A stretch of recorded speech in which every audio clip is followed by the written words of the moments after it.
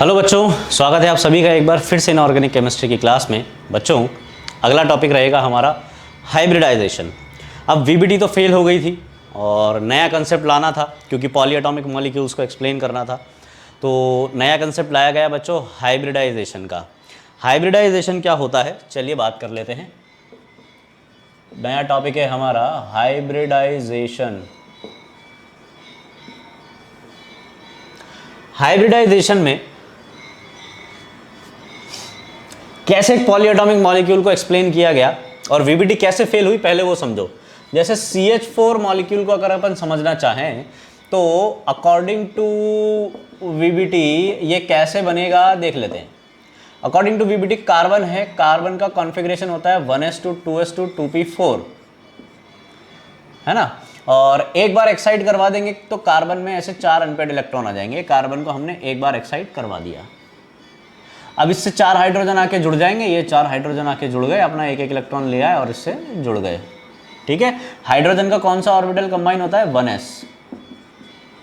ये कार्बन का 2s orbital था और ये 2p ऑर्बिटल्स थे सारे। ये वाली जो ओवरलैपिंग हो रही है देखो, ये वाली 1s 2s ओवरलैपिंग हो रही है और ये तीनों जो हैं ये 1s 2p ओवरलैपिंग हो रही है। ये 1s 2s ओवरलैपिंग, ये 1s 2p ओवरलैपिंग। अब 1s 2s और 1s 2p ओवरलैपिंग तो दोनों डिफरेंट ओवरलैपिंग है, दोनों डिफरेंट ओवरलैपिंग है। तो बॉन्ड जो बनने वाले बॉन्ड हैं वो भी डिफरेंट होंगे, है ना। यानी कि 3 बॉन्ड सेम, एक बॉन्ड डिफरेंट होगा अकॉर्डिंग टू वीबीटी। इन तीनों बॉन्ड की स्ट्रेंथ अलग रहेगी, इस बॉन्ड की स्ट्रेंथ अलग रहेगी। p ऑर्बिटल अगर पार्टिसिपेट कर रहे हैं तो px py pz होते हैं और px py pz तो 90 डिग्री पर होते हैं। तो इनके जो बॉन्ड एंगल मिलेंगे वो भी 90 डिग्री पर मिलने चाहिए वीबीटी के अकॉर्डिंग। ठीक है, इसका शेप क्या होना चाहिए वीबीटी ने बताया ही नहीं कि शेप क्या होना चाहिए, क्योंकि वीबीटी कभी भी शेप, साइज, आइसोमेरिज्म वगैरह इस सब की बात नहीं करती है। वो सिर्फ ये बात करती है कि कब सिग्मा बनेगा, कब पाई बनेगा, कब कोवेलेंट बॉन्ड बनेगा, बस ये बताती है वो। उसके अलावा उसके आगे की कोई बात नहीं करती है। तो यहाँ पर वीबीटी फेल हो गई, वो नहीं कर पाई इसको एक्सप्लेन। तो नया कंसेप्ट दिया पॉलिंग ने बोला कि ये जो भी वीबीटी के थ्रू अपन कर रहे हैं ये सब गलत है, ऐसा नहीं होता है। एक्चुअली में होता कैसा है, एक्चुअली में ये जो कार्बन की हमने हाइड्रोजन से सीधे ओवरलैपिंग करवा दी ना, ये गलत कंसेप्ट है, ऐसा नहीं होता है। होता क्या है, हाइब्रिडाइजेशन कंसेप्ट ने बोला कि कार्बन जब हाइड्रोजन से कंबाइन होने वाला था, एक बार एक्साइट करवाया अपन ने इसको, 4 अनपेड इलेक्ट्रॉन यहाँ पर ऐसे प्रेजेंट थे। ठीक है, अब 4 हाइड्रोजन कंबाइन होने आ रहे थे, तो 4 हाइड्रोजन से सीधे कंबाइन नहीं होता है कार्बन। कार्बन पहले हाइड्रोजन से कंबाइन होने से पहले अपने इन एटॉमिक ऑर्बिटल्स को मिक्स करता है और 4 नए ऑर्बिटल बनाता है। अब इस फिनोमिना को समझने के लिए आप एक छोटा सा एग्जाम्पल लो, है ना। अपन क्या करते हैं, अपन जूस बनाते हैं बच्चों। ठीक है, आपको कौन सा जूस पसंद है, एप्पल जूस या मैंगो जूस या पाइनएप्पल जूस, जो भी आपको पसंद है वो आप मान लो। ठीक है, तो मैं मान लेता हूं सपोज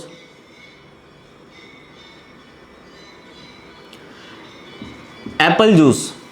एक गिलास मेरे पास एप्पल जूस है, ठीक है, ये मेरे पास एप्पल जूस है, और 3 गिलास मेरे पास ऑरेंज जूस है ना। ये तीनों ऑरेंज जूस के गिलास हैं। अब मैंने क्या किया बच्चों, मैंने ये चारों जो अलग अलग जूस थे ना, इनको मिक्स कर दिया एक बड़े जग में। ठीक है, तो मेरे पास कितने गिलास जूस आ गया। अब इन चारों को मैंने एक बड़े जग में मिक्स कर दिया, तो अब बताओ मेरे पास कितने गिलास जूस आ गया, है ना। जो समझदार एक गिलास बोल रहे हैं, गधों 4 गिलास मिलाऊंगा तो 4 गिलास जूस ही तो मिलेगा। कैसी बेवकूफ़ों जैसी बातें करते हो तुम लोग, है ना। और लिटरली बच्चों, मैं क्लास में जब पूछता हूँ बच्चों को तो मैं जानबूझ के ये जग का डायग्राम बनाता हूँ, है ना। ये अपना माइंड सेट देखो आप, यहाँ पे 4 नज़र आ रहे हैं तो 4 गिलास जूस मैंने बोल दिया। अब माइंड क्या सेट हो गया कि यहाँ पे 4 गिलास जूस हैं क्योंकि 4 गिलास नज़र आ रहे हैं। फिर यहाँ पर मैंने एक बना दिया तो बच्चे भी देते देखो सर एक गिलास आपको जूस मिलेगा। जब मैं 4 गिलास मिक्स करूँगा तो 4 गिलास जूस ही तो मिलेगा, है ना। तो मैंने इस बड़े जग में, इस बड़े कंटेनर में 4 गिलास जूस रख लिया। अब मैंने इसको मिक्स कर दिया, है ना। ये एप्पल जूस, ऑरेंज जूस सब इसमें मैंने मिक्स कर दिया। अब वापस से इन ग्लासेस में भर दिया।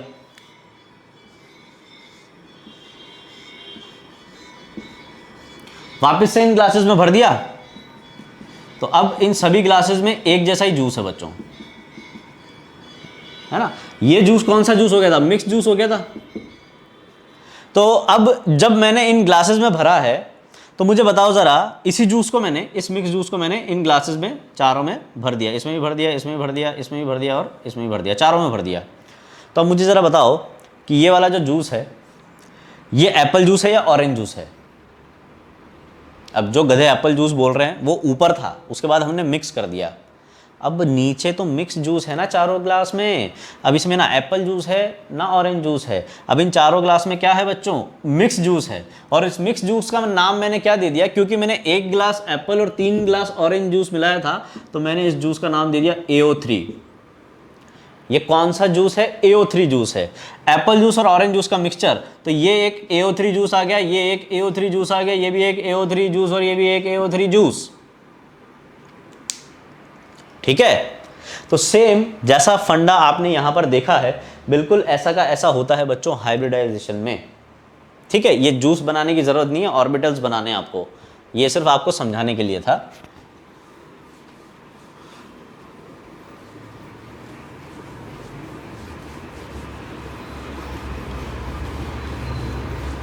ये सिर्फ आपको समझाने के लिए था क्या, कि एक S और 3 P ऑर्बिटल्स को एक कार्बन मिक्स कर लेता है, इनकी इंटरमिक्सिंग करवा देता है। और इनकी इंटरमिक्सिंग, ये जो एटॉमिक ऑर्बिटल्स हैं इनकी इंटरमिक्सिंग हो जाती है, इनकी इसी इंटरमिक्सिंग को हाइब्रिडाइजेशन बोला जाता है बच्चों। क्या बोला जाता है? हाइब्रिडाइजेशन। यानी कि कार्बन ने इन चारों ऑर्बिटल्स का हाइब्रिडाइजेशन करवा दिया। वो ऐसा नहीं होता कि अपन जैसे आप लोग अगर डॉग लवर्स हैं या आप लोगों को थोड़ी सी भी इंफॉर्मेशन है डॉग्स वगैरह के बारे में, तो जैसे आपने कभी किसी डॉग के बारे में अगर पूछा होगा किसी ट्रेनर से या किसी जो भी सेलर होते हैं इनके, उनसे, तो वो आप पूछते हो ना इनसे कि ये प्योर ब्रीड है या फिर हाइब्रिड है, तो वो हाइब्रिड क्या होता है? 2 अलग अलग ब्रीड्स को मिला के बनाई हुई ब्रीड होती है। तो ऐसे ही वो हाइब्रिड क्या है? वो हाइब्रिड एक प्रोसेस है, हाइब्रिडाइजेशन एक प्रोसेस है 2 अलग अलग चीज़ों को मिक्स करने का। वैसे ही यहाँ पर हमने एक S और 3 P ऑर्बिटल्स को मिक्स कर दिया, इसको बोला जाता है इंटरमिक्सिंग ऑफ एटॉमिक ऑर्बिटल्स, और इसका नाम होता है हाइब्रिडाइजेशन। ये एक हाइपोथेटिकल फिनोमेना है, हमें आज तक ऐसा एक्सपेरिमेंटल एविडेंस नहीं मिला कि हाइब्रिडाइजेशन जैसा कुछ होता भी है, लेकिन क्योंकि इससे हमारे सारे क्वेश्चन सॉल्व हो जाते हैं, इसलिए हम ऐसा इसको मानकर चलते हैं। ठीक है, इंटरमिक्सिंग हो गई, इसी को हाइब्रिडाइजेशन बोला जाता है, इंटरमिक्सिंग को ही हाइब्रिडाइजेशन बोलते हैं।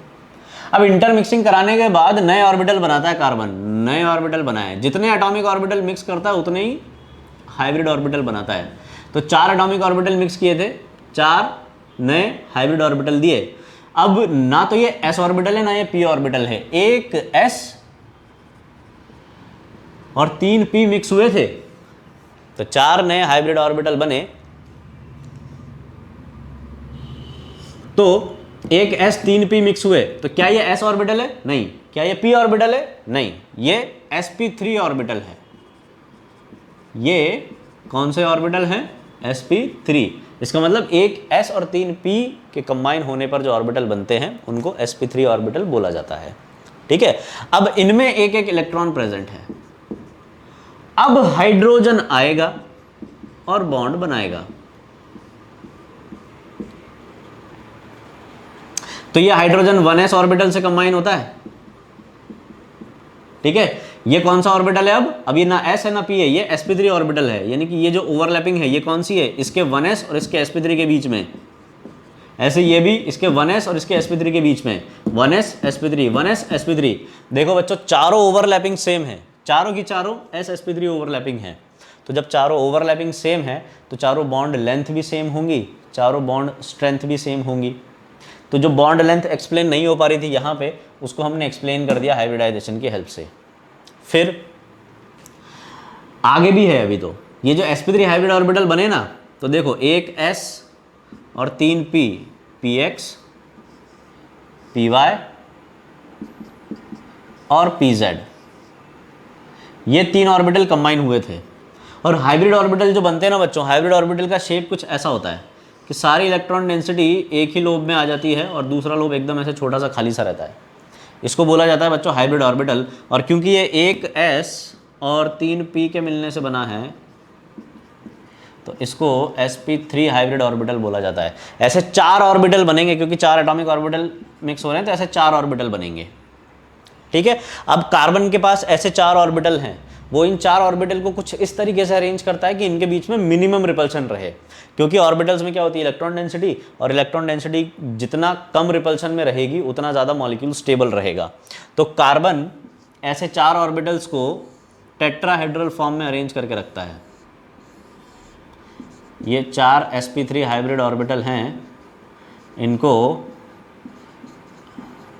कार्बन ने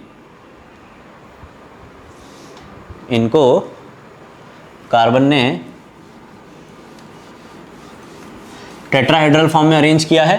टेट्राहेड्रल फॉर्म मतलब बॉन्ड एंगल 109 डिग्री 28 मिनट, सारे के सारे बॉन्ड एंगल 109 डिग्री 28 मिनट होते हैं, इसको टेट्राहेड्रल शेप बोला जाता है। अब हाइड्रोजन आएगा और बॉन्ड बनाएगा। ठीक है, तो ये हो गया ओवरलैपिंग।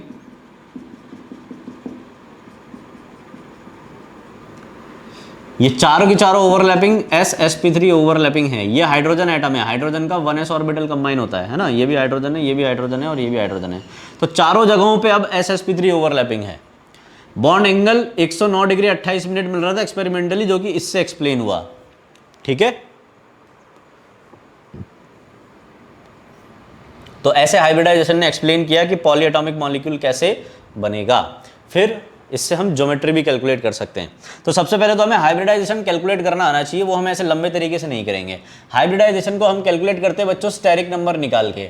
ठीक है, ये सबसे शॉर्ट और सबसे इफेक्टिव तरीका होता है, और आप भी इसी को फॉलो कीजिएगा। कैसे निकाला जाता है स्टेरिक नंबर, इसको स्टेरिक नंबर बोला जाता है। ये हम काउंट करते हैं सिग्मा और लोन पेयर, तब हमें मिलता है, और ये स्टेरिक नंबर हमें आइडिया देगा कि हाइब्रिडाइजेशन क्या है। तो कैसे आइडिया देगा वो मैं बताता हूं, इसको नोट कर लो, इसको रब करते हैं, उसके बाद फिर देखते हैं कि कैसे स्टेरिक नंबर से हाइब्रिडाइजेशन निकाला जाता है।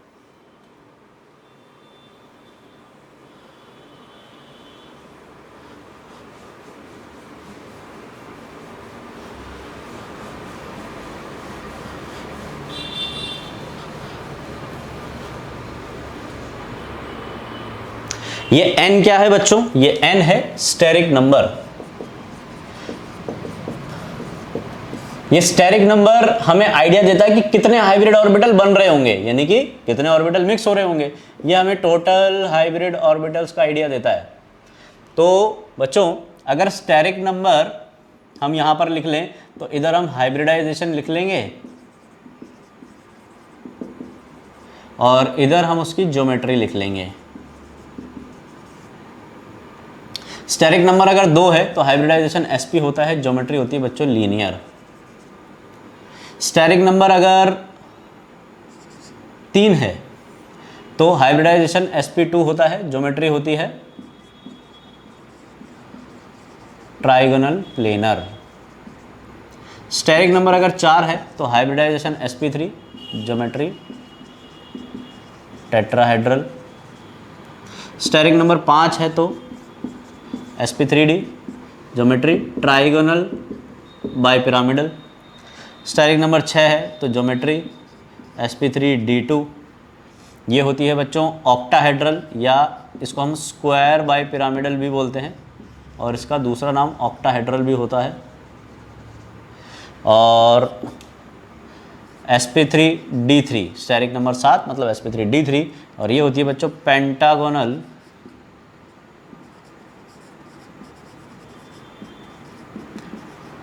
बाइपिरामिडल।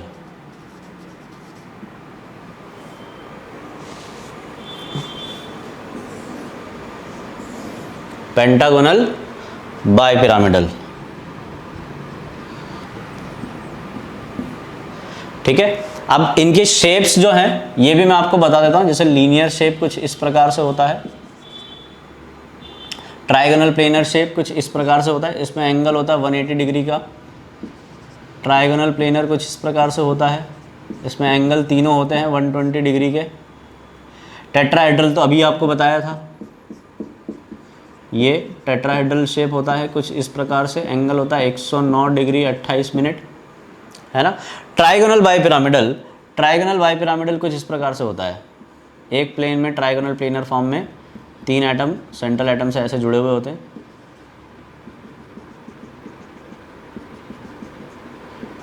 एक अबव और एक बिलो।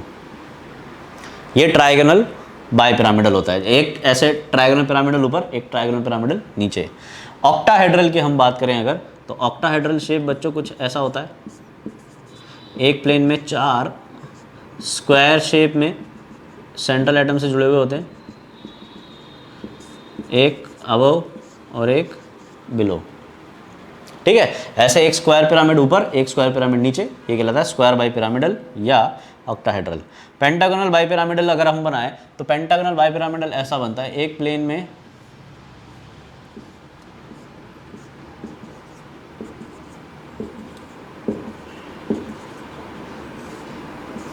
एक पेंटागन की फॉर्म में 5 एटम्स जुड़े हुए होते हैं, एक अबव और एक बिलो।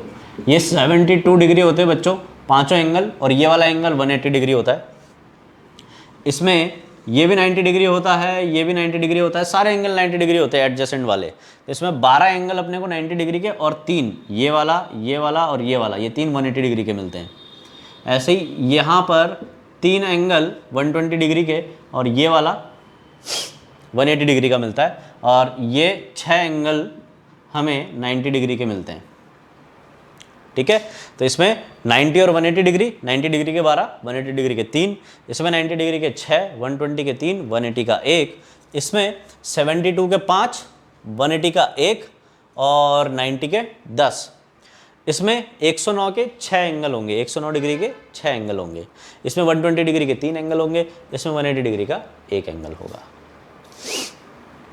ठीक है, तो ये था बच्चों हाइब्रिडाइजेशन। अब ये तो थ्योरी हो गई, हम कैलकुलेट कैसे करेंगे हाइब्रिडाइजेशन, है ना। तो नेक्स्ट बच्चों हम VSEPRT टॉपिक ले रहे हैं, valence shell electron pair repulsion theory, VSEPRT।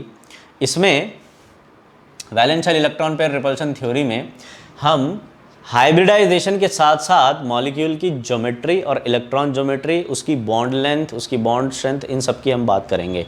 ठीक है, तो ये हाइब्रिडाइजेशन का कंसेप्ट है। ठीक है, ये थ्योरी है हाइब्रिडाइजेशन की। क्वेश्चन जो बनेगा वो कैसा बनेगा उसको हम नेक्स्ट लेक्चर में डिस्कस करेंगे। तब तक के लिए पढ़ते रहिए chemistry. Thank you so much.